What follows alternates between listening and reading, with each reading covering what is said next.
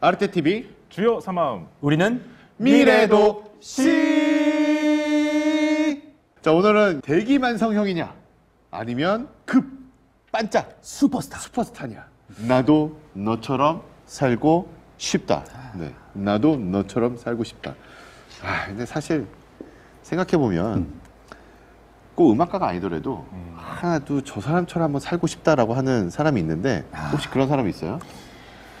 저는 삼성 땡땡의 네. 이 땡땡 부회장처럼 그래요? 살고 싶다는 생각을 하고 왜요? 있습니다. 일단 아버지가 이 땡땡 부회장님이셨고 이 땡땡이 중요한거군요. 그 땡땡 말고 이 땡땡? 네, 이 땡땡 말고? 네네네. 혹시 저는 빌 게이츠처럼 살고 싶어요. 빌 게이츠처럼? 뭔가 족적도 깊게 남기고 싶고 네. 나이 들어서도 영향력도 많이 미치고 싶고 네네. 빌 게이츠 돈 버는 속도가 이게 1초에 100달러씩을 번 거래요. 그래요? 그래서 땅바닥에 100달러가 떨어져 있을 때 이걸 주우려고 허리를 숙이는 게 손해래. 그 정도로 돈을 빨리 벌었대요. 네. 그러니까 지금 뭐 두 분이서는 이제 돈 뭐 이런 얘기를 하는데 저는 네. 그거 말고 슈바이처 박사. 슈바이처. 네. 그런 인내를 가진. 그렇게 되면 저희가 지금 뭐가 됩니까? 그러니까 이런 속물들 돈을 쫓아 살더니 이 사람은 진실을 알아야 사람을 찾는다고. 네, 좋습니다. 여러 가지 원하는 것들이 있겠죠. 그리고 요즘에 아이들한테 물어보니까 뭐 연예인 되고 싶어 하는 아이들도 되게 많고 그다음에 운동선수가 되고 싶어 하는 아이들도 굉장히 많이 있더라고요. 맞습니다. 저희 때만 하더라도 대통령. 네. 저는 어렸을 때 꿈이 원자력 공학 박사. 왜냐하면 아톰을 보고 자랐기 때문에. 아톰을. 아니 그 어떻게 아톰이 원자력하고 연결이 되나요? 아톰이 날아다니고 하려면 그 안에 에너지가 원자력이더라고요. 저 되게 자세히 봤어요. 그래서 나는 나중에 원자력 공학 박사가 돼서 아톰 같은 걸 만들어야 되겠다. 이야. 그래서 이제 박사가 되는 거지. 그게 꿈이었는데. 근데 요즘 아이들은 좀 다른 것 같아요. 요즘 애들은 또 건물주. 요즘 친구들은 유튜버가 되고 싶다는 아니야, 말도 많이 건물주야. 하고. 건물주 되고 싶대. 조물주의 건물주. 건물주가 돼. 깜짝 놀랐어요. 저번에 제가 아이들을 모아놓고 하는 음악회를 갔었어요. 초등학교 애들한테. 그래서 나중에 어떤 거 장래 희망이 뭐예요? 라고 물어봤더니 돈 많은 백수요.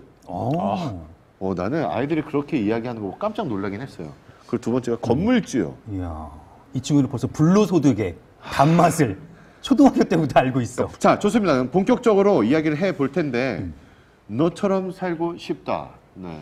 어떻게 살고 싶으십니까? 우리 영민 씨는. 어떤 작곡가를 선배를 갖고 오셨어요? 저는 우선 요즘에 이제 전 세계적으로 그 예술가들 중에서 가장 인기 있고 가장 돈을 많이 버는 사람 누구라고 생각하세요?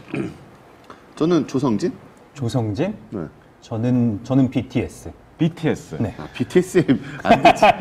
BTS 안 되지. 근데 BTS가 저희가 진짜 지금 너무 대단하잖아요. 근데 200년 전에 BTS만큼이나 전 유럽에 영향력을 끼쳤던 피아니스트이자 작곡자가 있습니다.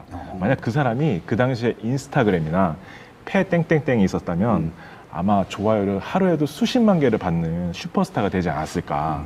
그렇죠. 네. 당연하죠. BTS의 성공은 너무 놀라워서 버터의 작곡가가 여러 명이 있어요. 그 중에 RM이 한 명이야. 그 랩 몬스터. 근데 이미 3대가 먹고 살 정도의 저작권료를 벌었대요. 그렇군요. 그 여러 명의 작곡가 중에 이름 하나인데. 그렇군요. 그 정도의 성공인가요, 혹시? 리스트? 아마 그 당시에 유럽에서는 그 정도 성공에 비할 수 있지 않을까. 그럼 조금 생각이 저쪽이 듭니다. 땡기긴 하는데. 네. 어쨌든. 그러면은 우리 장재훈 씨가 저는 약간 슈퍼스타보다 대기만성형. 물론 이 대기만성형의 전제는 돈이 충분히 있다예요. 막 고우처럼 인정 못 받고 가난히 살다 간 친구가 아니라 여유로워, 풍족해, 작품 활동을 해. 안 유명해질 뿐이야. 고우가 친구였군요. 그렇죠.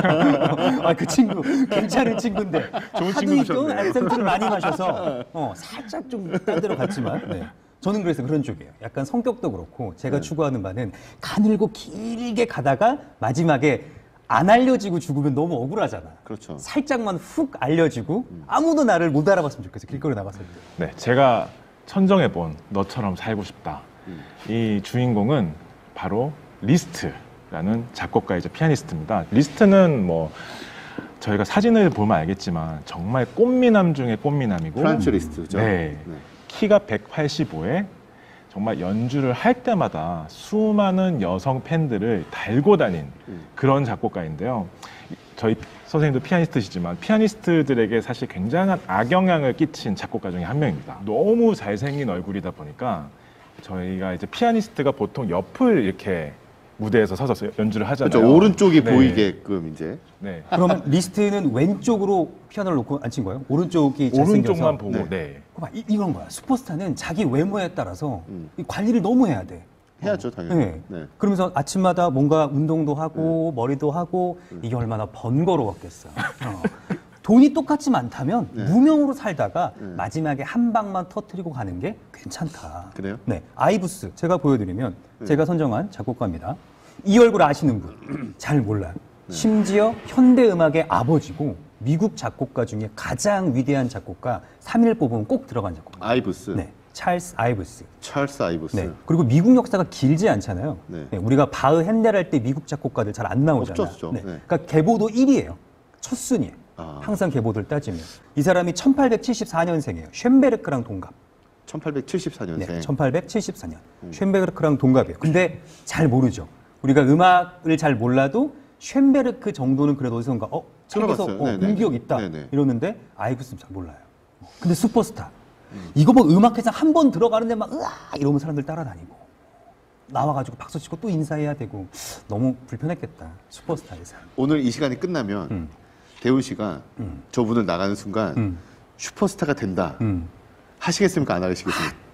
다시 말씀드리지만 똑같은 돈이 있다는 전제 조건이면 전 얼굴이 안 알려진 게 좋아요. 아, 그래요? 진짜 이건 내 성격인 것 같아. 근데. 아, 그렇군요. 근데 내 아이는 안 그렇게 자랐으면 좋겠는데 소심한 성격인 저는 남들이나 알아보면 되게 불편할 것 같아요. 그러니까 리스트 때문에 생긴 일들 어떤 것들이 있는지 좀 이야기를 해주시면 좋을 것 같아요.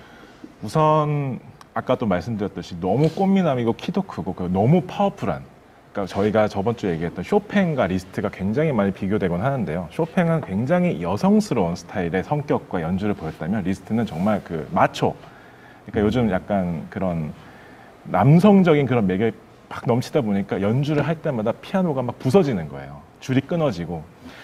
그리고 테크닉이 너무 좋아가지고 보는 순간에 저희 요즘 많이 쓰는 말로 지렸다라는 표현이 있잖아요. 그 방송에서 이런 말을 해도 될지 모르겠지만 괜찮습니다. 뭐 그 인터넷에 뭐 팬티 벗고 소리 질러 막 이런 그런 밈들이 있잖아요. 그런 거에 어떻게 보면은 19세기에 이런 팬들을 그렇게 지리게 만들었던 그런 연주력이, 저희 보면은 아이돌들 보면은 사생 팬들 뭐 이런 얘기 되게 많잖아요. 그 리스트가 그 당시에 리스트를 좋아했던 팬클럽이 있었는데 그걸 사람들이 말하기를 리스토매니아, 그러니까 리스트의 매니아라는 그런 이름으로 명명했었는데 그 사람들이 정말 했던 행동들이 요즘 사생 팬들은 비교할 수 없을 만큼 아, 그래요?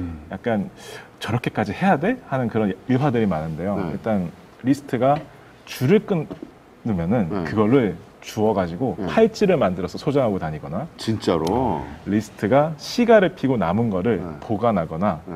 리스트가 마시고 남은 티백을 자기들이 유리병에 넣어서 리스트가 마신 티백 하고 이렇게 보관하는 사생팬들이 많았다고 합니다. 얼마나 섬뜩해. 이게 지금 글로써 정보를 들으니까 이 정도지. 이게 인터넷에 떠나봐. 오늘 리스트 오빠의 티백을 갖고 왔어요. 너던. 근데 심지어 리스트는 그걸 얘기죠. 즐겼던 것 같아요. 그걸 즐기고, 그리고 이제 약간 그런, 그러니까 리스트가 너무 유명하다 보니까 리스트랑 친한 척 하고 싶은 사람이 너무 많은 거예요. 아, 그렇겠죠, 당연히. 어떤 피아니스트가 나 리스트 제자다. 리스트를 한 번도 만난 적이 없는데 리스트 제자라고 음악회를 한다고 포스터를 올려놨는데 리스트가 하필이면 그 동네 우연찮게 들은 거죠. 근데 이 피아니스트는 얼마나 후달렸겠어요. 아, 리스트가 왔는데 리스트가 나 본다면 어떡하지? 근데 리스트가 거기 가서 한번 쳐봐. 야, 여기는 이렇게 쳐. 하고 난 이런 가르침을 줬으니까 넌 나의 제자야. 약간 이런 사람들에게 약간, 멋있는 사람이네. 생각이 좀 여유로워요. 정말 스스로 미화할 수 있는 그런 어떤 그런 센스가 넘치는 또 그런 사람이 아니었나. 네. 자, 그러면 상대적으로 저는 리스트 물론 슈퍼스타 너무 좋은데 가장 안 부러운 게 여행을 엄청 다니잖아요. 연주를 하려고 정말 전 유럽을 다녀야 되나. 근데 그 당시에 무슨 길이 잘 포장이 돼 있었겠어? 아니면 편한 자동차가 있었겠어? 마차로 이러면서 그 어린 나이에 친구가 거의 하루에 200km씩을 다녔대요. 친구가 많네. 그 친구 참 좋은 친구였는데 하루에 200km씩을 다녔다라는 거예요. 엄청난 길이잖아요. 그러다 보니까 사람이 건강도 정신적인 것도 조금은 이게 좀 떨어질 수밖에 없을 거잖아요. 다시 보지만 아이브스 이 표정 얼마나 온화하고 인자합니까? 여행은 안 다니나요? 여행은 뭐라고 할까? 놀러 갈 때 여행이지. 네. 리스트는 사실 비즈니스로 다닌 거잖아요. 출장 다닌 거죠. 근데 사실 저도 이제 유학 시절에 여행을 가고 싶은데 사실은 유학생의 입장에서 여행을 간다고 하는 게 어떻게 보면은 좀 그렇잖아요. 돈을 부모님한테 또 받아야 되는데 그러면은 여행 겸 갈 수 있는 게 콩쿨 나가는 거거든요. 콩쿨 나가면 사실 떨어져도 콩쿨 나가서 또 준비해서 경험이라는 게 쌓이니까 근데 콩쿨이 또 휴양지에서 하는 콩쿨들이 많아요. 그럼 가는 김에 또 이제 그곳도 좀 둘러보고 물론 돈은 없어.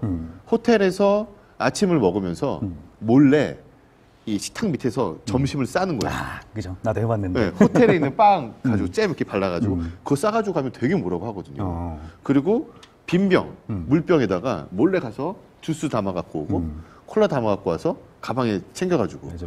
그래서 아침에 호텔에서 주는 한 끼로 두 끼를 책임을 맞아. 지는 거지. 점심 저녁. 점심 저녁까지. 그래서 이만한 바게트를 호텔에서 보통 한 3 등분해가지고 놓는데 가방에 그런 거 한 8개 정도. 심지어 척척척척. 심지어 못 사온 친구한테 나눠줘. 맞아. 너 이거 하나 먹어 이러면서. 자 어쨌든 저는 그렇게 해서 여행을 다니긴 했는데 이분은 아니셨나 보죠? 그렇죠. 아이브스 같은 경우는 일단 돈이 많았으니까 뭐 이 사람이 여행을 다니고 평화로운 아주 여유로운 삶을 살았다는 집안에 건 돈이 많으셨던 거예요? 이 사람이 예일대 출신인데 작곡가를 음악을 전공하다가 내가 음악을 하고 이걸 전업으로 삼을까 아니면 취미로 음악을 하고 다른 일을 할까라고 하다가 보험 일을 했대요. 그래서 나중에는 친구랑 보험 회사도 차리고 자산 관련된 책도 쓰면서 굉장히 비즈니스로 성공을 해요. 그러니까 이제 집안에 돈이 그렇게 많이 있다기보다도 그렇죠. 본인이 뭔가 자수성가로. 돈을 많이 벌었던. 그렇죠. 이 사진은 쓰고 이 사진은 뭐냐면 아이브스와 아내입니다. 지금 아이브스는 카메라를 보고 있어요. 아내 어디 보고 있나요? 아이브스를 보고 지그시 있는. 아이브스를 보고 있는 거예요. 네네. 네. 리스트에게 이러한 와이프가 있었습니까? 리스트는 뭐 공식적인 와이프는 없었지만 그래도 아이가 3명이나 그러니까 이게 있는데요. 어떤 뭐랄까 화려한 삶 좋아 하지만 뭔가 안정적인 삶 노년의 사진에서 이렇게 와이프의 사랑을 받는 이런 사람 몇이나 있을 것 같아. 이 땡땡 그런 눈빛. 네. 아 그분은 저도 참 좋아하고 존경하는 분이긴 합니다. 네. 불가능하다. 정말 이 어떤 인생의 여유. 전 이 사진 한 방으로 모든 게 다 설명되지 않을까. 이 사람이 제가 보니까 덕망이 있어야 되더라고요. 덕망과 공정함이 있어야 돼. 맞아요. 상식, 그건 안 돼. 우리가 살면서 쌓았던 상식은 굉장히 오판을 할 수 있다. 상식이라고 하는 것도 우리가 만든 거다. 그런 게 아니고 남이 나에 대해서 뭔가 내가 덕을 펼쳤을 때 상대방이 그 덕으로 인해서 도움을 받는 거. 그런 덕망이 필요하고 그다음에 공정함이 필요하다. 네, 그러니까 보면 뭐 리스트도 그렇고 아이브스도 그렇고 지금까지 살아오면서 물론 젊었을 때는 그렇게 아이돌로서 슈퍼스타로 살아왔고 그다음에 또 여러 가지 그 도망도 다니면서 네, 공식적인 아내는 없었지만 그래도 마지막에는 그런 것들이 또 바뀌어가면서 인생에 있어서는 그런 것들이 잘 표현이 돼서 사람들에게 많은 덕을 또 끼쳤던 사람이었고 아이브스는 사실은 그렇게 덕을 막 끼쳤던 사람이었나요? 예. 덕하면 또 아이브스의 덕질 그렇군요. 빠지지 않습니다. 네. 이 친구가 말하자면 은퇴를 되게 일찍 해요. 왜 그 리스트도 35살에 연주한 다음에 더 이상 연주 않겠습니다. 작곡에 매진하겠습니다. 이러잖아요. 아이브스도 일정 시기가 되면 이제 더 이상 곡을 안 써. 근데 그도 그럴 것이 앞에 쓴 곡이 아직 연주가 안 됐어. 다 밀려 있어. 음악적으로는 당시엔 조명을 전혀 못 받았어요. 지금은 퓰리처상도 받고 현대음악, 미국 현대음악의 아버지, 개보도의 1순위지만 살아있는 동안엔 인정을 받지 못했어요. 그 말년에 얘가 뭘 했느냐. 지휘자들 도와주고 음악가들 도와주고 실제로 펀딩으로. 진짜로. 네. 리스트가 다른 작곡가의 음악을 편곡해가지고 오케스트라 자주 못 들으니까 피아노 버전으로 들어보세요 라는 어떤 헌신을 했다면 아이브스 이 친구 같은 경우는 이 친구는 실제로 돈을 줬어. 얼마나 멋있어.